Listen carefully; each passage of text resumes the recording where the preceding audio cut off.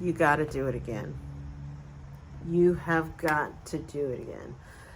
This is about trial and error, and you've got to have the courage to come back and bring it back around. You've got to have the courage to go back and do it again, because you are not who you were. They are not who they were last time. I know that everything is telling you don't go back, don't do it.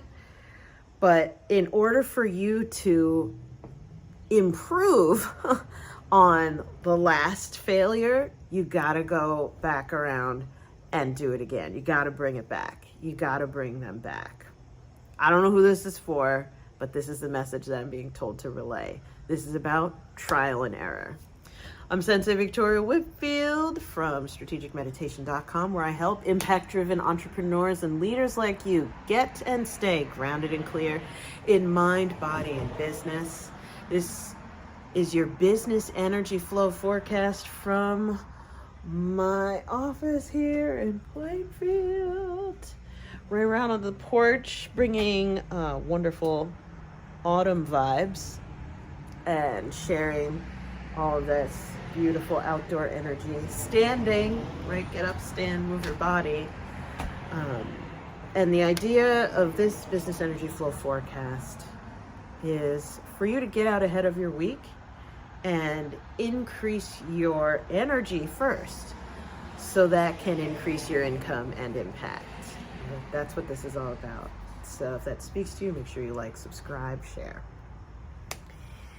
So we're talking trial and error, and I don't know what's going to happen to you today, this week, etc., but my spirit guides have told me to relay this message to let you know that there is an issue around ego or pride that's preventing you from going back and trying and renewing to do again what previously didn't work out. You need to get your reps in. It's okay to have failure before. What happens when we do something and we fail, we get information. We learn. You're either going to be a success or you're going to learn. And what happens though, when we don't go back and continue the trial and error process, is that we get afraid of learning. And learning is the key. If you want to manifest your visions, goals, and dreams, if you want to produce results, right, and see the money in the bank, or see the lover in your arms, or to see the pounds on the scale, or whatever, you've got to get in there and continue the learning process. Bang on the doors to heaven until they open. It's trial and error. But the ego prevents us from continuing on the trial and error iterative process. What does that mean? We tried, didn't work. We tried, didn't work. We tried, didn't work. We tried, this part worked, so then we tried, this part worked, but the other part didn't. The iterative, step by step, is how we make steady progress. And we want to bolster your energy with the support of spirit, history, and science, advice, and things to watch out for, so that you can have the energy to endure in the trial and error process. This episode is episode 3 in a 5-episode sprint of our overarching Stay on Track series. And we're in this 5-episode sprint, we're especially looking at when we are experiencing broken trust and a lack of faith in ourselves, in each other, in our world, in our universe, right, in our creator, to provide. What do we do? What is going on in that? And today in particular, we want to be vigilant around resisting going back into the iterative process, resisting trying it out, resisting doing it again because we don't trust that it could possibly get better, or we don't have faith that there could be anything else to learn. We don't have faith in ourselves, or the failure was so bad that it destroyed our ability to have trust and faith. It's like, oh man, never gonna do that again. Never gonna work with them again. Ever. Never, never. But what happens when we have that heartache, when we have that heartbreak, it creates a hole in our heart where we are bleeding energy and we're vulnerable. We're vulnerable with that hole in our heart from that past negative experience where we expect trying to equal failure. And that's not necessarily the case. Just for today, we want to update our definition of trying as learning. Trying is not failing. Trying is not destruction. Trying is not negative by default. Trying is learning. Trying is data gathering and data generation. We want to focus on that rather than resisting coming back, because my spirit guides are saying there is someone or something that you have got to bring back. You got to do it again. You got to do it again, because you are not the same person that you were when it didn't work out last time. They are not the same person that they were when it didn't work out last time. I don't know who this is for. I don't know what this is about. Just trusting and relaying the message. With that being said, we're going to head on over to our chapter by chapter study of Think and Grow Rich by Napoleon Hill. So this is about, whoops, I'm going to drop all my stuff on the floor. Yay. Oh my goodness. Chapter 3. This is all about chapter 3, which is a chapter on faith. Faith gives us the energy to persevere and endure, right? Faith gives us the energy to come back and do it again, whatever it is. Who knows? Who knows? I don't know. You comment below. What are you calling? What is coming up in you hearing all this? What are you being called to bring back that you put on the shelf because you told yourself, nah, that didn't work out before, and now I have nothing more to learn, right? What is spirit calling up in you as we talk about this? You can comment below, or you can send me an email at team@victoriawhitfield. I would love to hear it. Okay.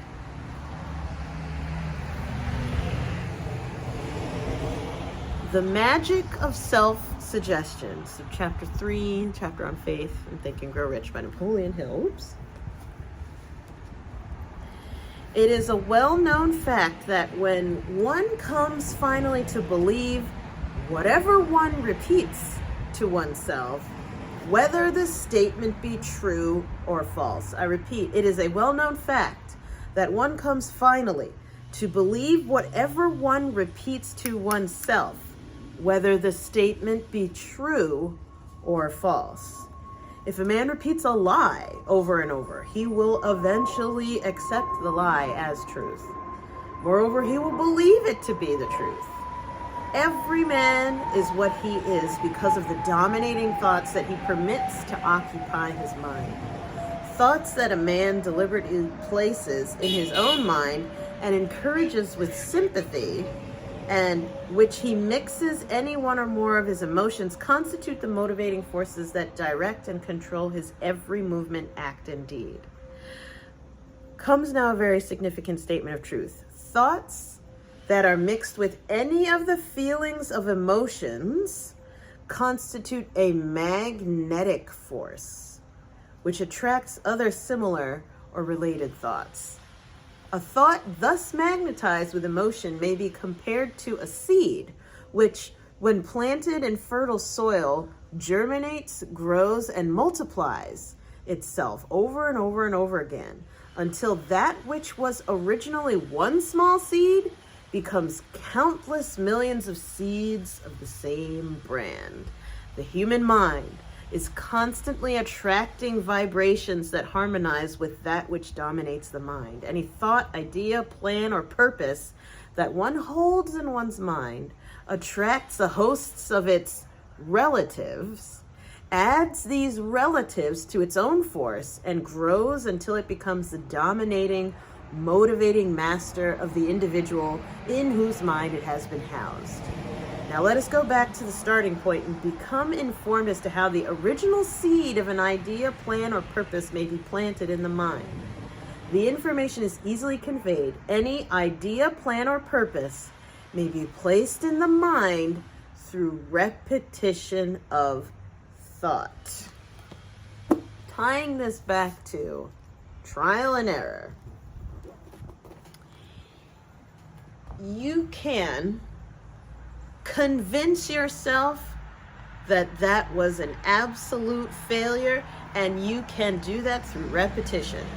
And you tell the story over and over and over and over to everybody, over and over, and you tell it here and you post it here, and you hear about things, then you get magnetized to the negativity around the failure. So you start having what's called confirmation bias, where of course, look at all the other things that confirm that I should never do that again. What Napoleon Hill illustrates, though, in this passage is that it's the emotion that you attach to that failure or that previous attempt. We don't even have to call it a failure, right? It's the emotion that you've attached to that last attempt that magnetizes all the other information to confirm, yes, you should never do that ever again. You should never try that. You should never work with them ever again. You should never talk to them ever again. If you have emotion about it, this is the biggest thing stopping you from learning, is the emotion, the feelings, getting in your feelings about how things happened last time. We'll give you an illustration from me personally. I shared in a previous episode how in the past I lost 60 grand because I hot potatoed, when we were talking about toxic trust, I hot potatoed my decision making onto the person that I hired. It's like, you know better than me, you figure it out, blah, blah, blah. This was actually around advertising. And so the emotion was so negative of that experience that I was never, ever going to try ads for my business ever again. Ever. Like trauma is essentially like 60 grand. I could have bought cars, not just one, multiple cars, used cars, right? But multiple, right? I could have bought an apartment. I could have put that as a down payment on a house. Like, so much negative emotions, so many negative feelings. Describing it in confidence when I speak to people about that experience, it's like, yeah, I have trauma. I have trauma. I've had like a traumatic experience around ads and all like paid ads. I'll never do them. All organic, all word of mouth, all email. I'm never again.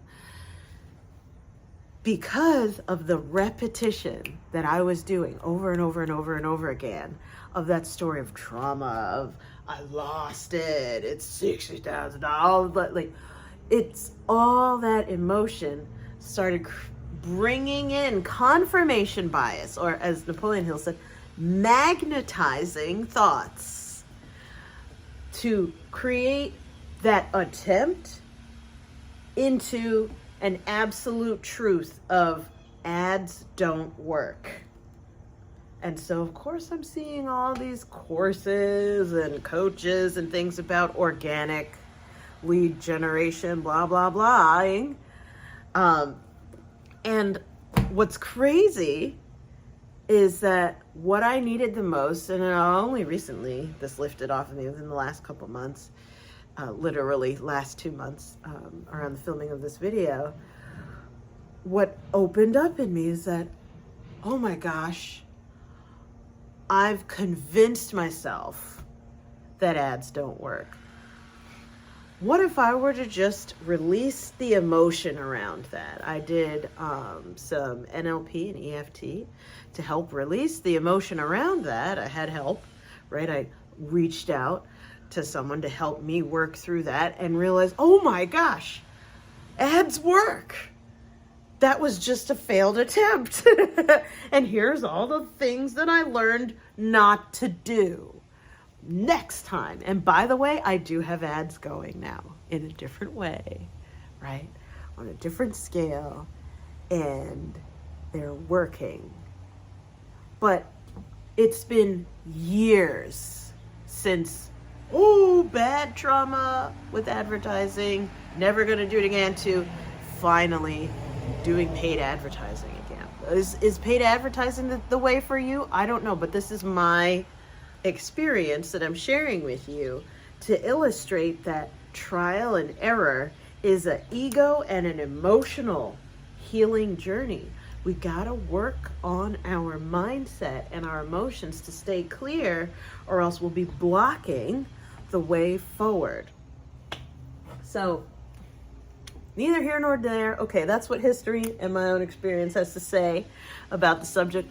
What about science? What have we got here? This is from ScienceDirect.com, June 2024, by Montag, Becker, and Lee. On trust in humans and trust in artificial intelligence, a study with samples from Singapore and Germany extending recent research. Pause. So I'm going to read this to you, but this is an article on AI, right, artificial intelligence, trust and adaptation of it. And this scholarly research is now looking outside of America, right? It's Singapore and Germany for results of how comfortable are people with AI, or what are their feelings about it. Because this is a great example of what it looks like around going back and looking at the subject again with fresh eyes. Listen for, you don't know what you don't know. You don't know what you don't know. And that's why you need to do it again. Trial and error. Unpause. Artificial intelligence, AI, is inbuilt in a growing number of products and services people use daily. The current changes can be conceptualized as the beginning of what the co-founder of DeepMind, Mustafa Suleyman, describes as the coming wave, whereas societies around the world likely will see disruptions due to AI technology. It already becomes apparent that economies will be shaped by AI technology, but likely with varying effects. AI's impact on society is hard to forecast because AI represents an omni-use technology, and many variables must be considered to understand how AI impacts upon people's attitudes towards this technology, the willingness to use it, and then, of course, what this means for societies. To illustrate this a bit further, a recent framework summed up with the acronym IMPACT, IMPACT, the idea that an interplay of the variables modality, person, area, culture, or country, and transparency will be relevant to understand how attitudes towards AI and well-being when interacting with AI products, services are shaped. Pause. So we're getting into scholarly writing, right? I gotta help translate this. Impact, I. The interplay, M, of variables that are 1, modality, P, person, A, area, C, culture or country, and T, transparency. So we need to look at how modality, persons, areas, culture, country, and transparency, how all of those interact to form attitudes. That's the acronym for impact. That's how we assess what's the impact of something. Is you look at all of these variables. What's the country? What's the modality? What's the area? Right? We're looking at variability in the data to assess impact. Such a good thing. So this research article is about opening up to see the greater impact, like to understand more of the variables that determine it. Again, such attitude formation will also impact national economies because more positive attitudes towards AI will likely also result in more use of AI. In line with this idea, see that more positive attitudes towards AI are associated with trust in ChatGPT, for example. People trust AI because, ChatGPT, essentially.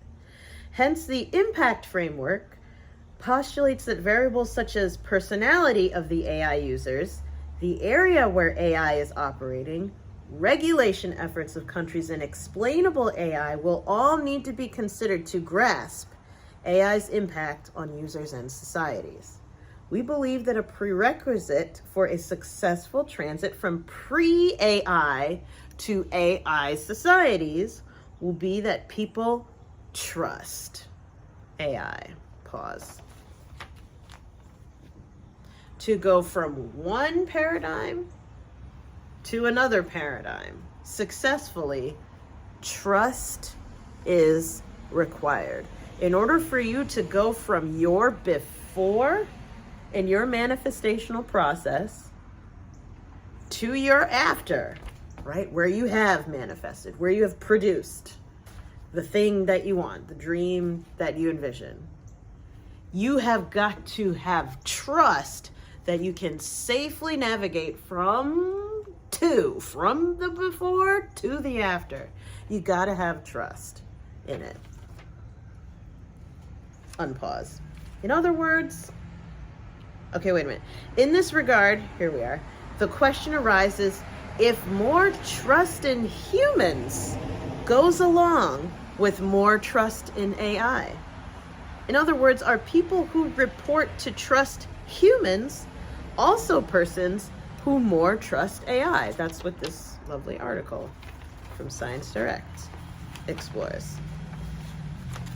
So here's how they went about it.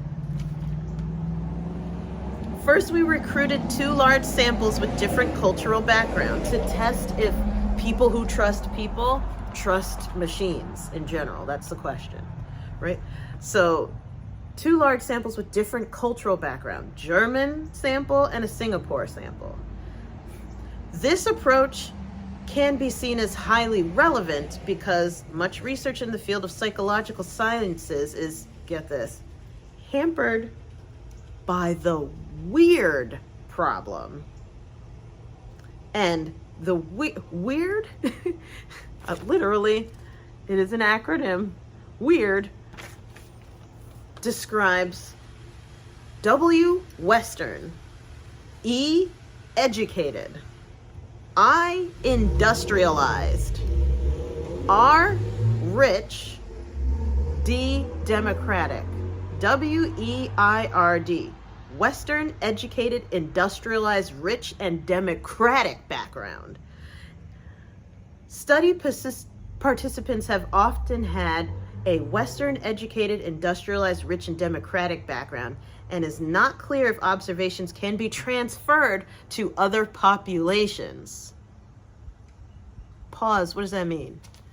So the object of this study is to look at, okay, can people trust technology? And okay, do people who trust people tend to trust technology? When you look at the research data, it tends to come from Western, educated, industrialized, rich, and democratic societies. And weird, weird societies. And so what they're doing is they're looking outside of the weird research to try and find a more global context.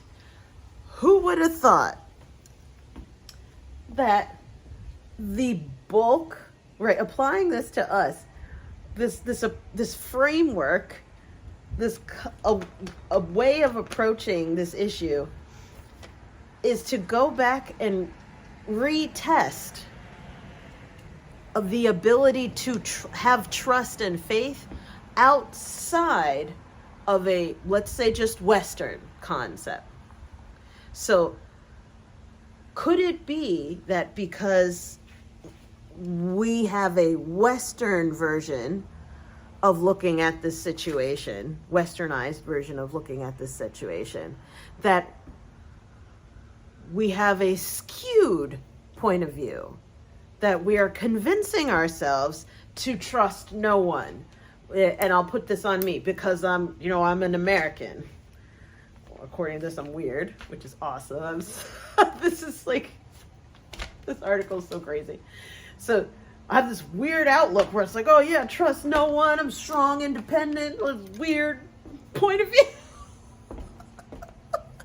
What if I was to change my outlook to maybe come from another one, such as instead of Westernized, let's say going to an Eastern, or going to Middle Eastern, or going to Northern or Southern, right?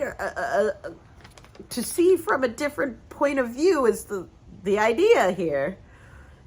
But what if we were to look at assuming the past as a failure is weird? Let's disconnect from the, as Napoleon Hill was saying, the emotions, the negative emotions, and just to take an even further step back of isn't it kind of weird to think that everything is bad? Nothing about that was helpful? That's a crazy point of view. Unpause. Against the background of the weird problem, this time we aim to understand if what has been observed in a Chinese sample will be transferable to both a Central European, Germany, and Southeast Asian sample, Singapore. Second, in the recent work, only male Chinese participants could be recruited, and as a consequence, we strive for much more diverse samples here. We aimed at a gender-balanced ratio at each site. Third, we aim to maximize the chance to find an association between the concept of trust in humans and trust in AI by administering near identical items, which only differ in the words humans use versus AI, being I trust humans versus I trust AI. So I'm going to let that go. And tying that back to trial and error, I'm okay, if it's time, if Spirit is giving us the directive that it is time to bring it back, bring them back, or to do it again, whatever it is, the thing that didn't work out in the past, like in my instance, the paid advertising, right? If this is Spirit saying trial and error, bring it back, set your ego and your emotions to the side, bring it back. What's going to give us the strength to do that? Well, for one, thanks to this lovely Science Direct article, one, identity shift. Stop identifying with the negative story by calling it weird. Let's just assume that we are not that person anymore, and that it is also weird to assume that we are the same as we were the last time everything happened. That's a ridiculous thing. Now, the weird is a wonderful acronym for Western educated, industrialized, rich and democratic, right? So take that however you need to. But to look at that of like, okay, first, what's going to give us the strength to do it again is that like, it's kind of ridiculous to assume that I'll only fail. And it's also ridiculous to assume that the past is going to happen again. That's a weird thing to say. Why would I do that to myself? And then secondly, what's going to give us the strength to do that is to set new parameters. One of my coaches, she calls it doing a Groundhog Day, and based off of the movie Groundhog Day with Bill Murray. And she says, given what we know now, what would we do differently? And just journal that. Given what I know now, thanks to the failure, what would I do differently?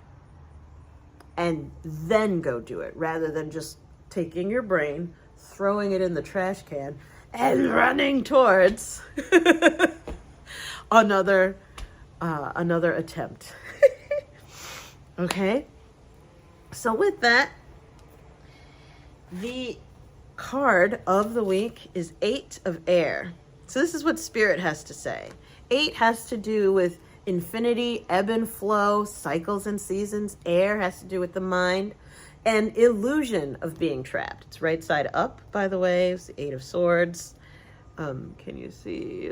There we are. Woo. An illusion of being trapped, a lack of self-confidence, afraid to take action. Like, oh, I already feel what this is going to say. You needn't stay in your present situation if you're unhappy. Although you may feel there's no way out, look again. There are plenty of possibilities for freeing yourself from this situation in a healthy, harmonious way. First, though, you must feel more confident about your abilities. Believe in yourself and keep your thoughts positive right now. The key to freedom and success at this time is to see the truth of the situation, then act with faith. I will. My spirit guides just tied this back into, in a previous episode, we defined faith, right, with Napoleon Hill as repetition. Act with faith, as in do it again. And the card is right side up, so this is, you already know. You already know you need to get your reps in. You already know about trial and error. Your soul already knows that you never lose, you only learn. So let's open to bringing it back and embracing positive trial and error, not being afraid. We got to get our reps in, though, to have faith in the iterative process. And we've got to also keep acquiring more information so that we can trust the process, right? That we have confidence in that certain outcome because we have all of the data backing it up. With that, let's get to the action step. Where is my action step? Here it is.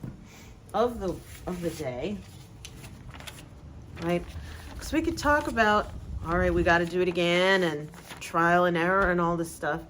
But if we don't do something to come into alignment and feel it, then this is just all intellectualizing. And so we're going to log into Skool. If you haven't yet, go to skool.com, SKOOL.com / all one word, Be Visionary Movement. Visionary. Be Visionary Movement, to hop in there and access our vault of visualization. So you put in the search bar at the top 15, and you're going to spell it 1-5. Don't type out the word. 15 minutes after goal realized drum. So that's the meditation that we'll be doing. If you're scrolling through, you're going to go to the unguided vision journeys section of the Vault of Visualization. Scroll down until it says 1-5, 15 minutes after goal realized drum. And it's a 16-minute strategic meditation for you to do. And it is an unguided drum meditation. So again, we need you moving your body and generating energy. So the point is You've got to fill that hole in your heart with more energy, more belief, and detach from the emotion of the failure or the things that didn't work out last time, right? This is how you do it, though, is you move with the drum, whether you're drumming or shaking a rattle or moving your body. But the point is we need to shift your state first so that you feel better, feel less attached to the negativity, right? So that when you feel better, you'll do better. That's how I was able to shift into advertising again after that big trauma, was to detach from it. And that's what this meditation practice is about this week, is help get you moving so that you shake off those attachments. Now, we come to the end of this video and we talk about trial and error and why it's time for you to do it again, all these types of things. You're thinking to yourself, okay, Victoria, that was great. That was weird. That was awesome. I have a million questions. Go ahead, hop on my calendar, right? Whether you're hopping in there on Skool or you're clicking the link in the description or on the page, wherever you're watching this video, hop on my calendar. Let's talk it out, right? See how I can help you or someone that I know or something I can recommend that can help you keep it moving forward, right? Stay on track. You got this. So I'm sending you so much love. Mwah. And remember, you do not have to lose your glow as you grow in life and business. Big hugs and love. We'll see you next time. Bye for now.